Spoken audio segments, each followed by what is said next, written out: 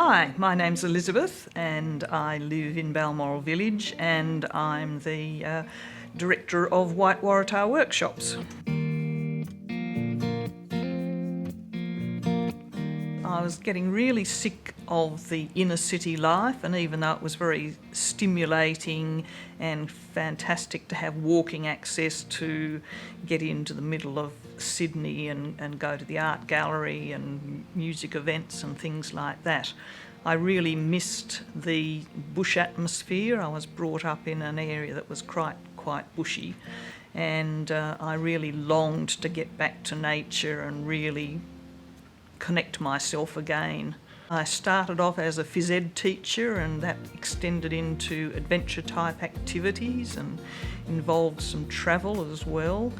And then I went into Department of Community Services and worked as a district officer there, and that involved a lot of high-level welfare work.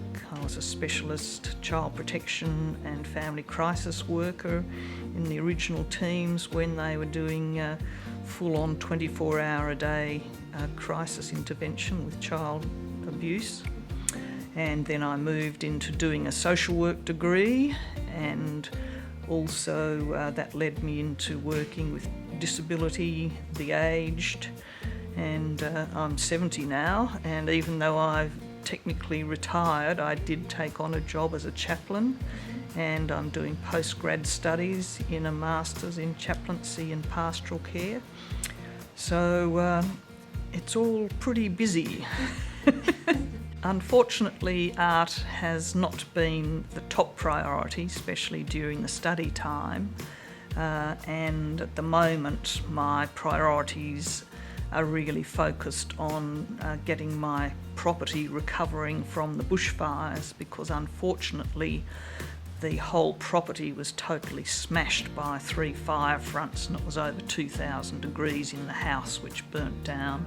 But I'm living in my art studio, I'm living in my gallery at the present time, and hopefully I'll have a little demountable 2-bedroom cottage from Habitat for Humanity by the time the art trail's on. So the art studio and gallery will be open come hell, high water or bushfires again.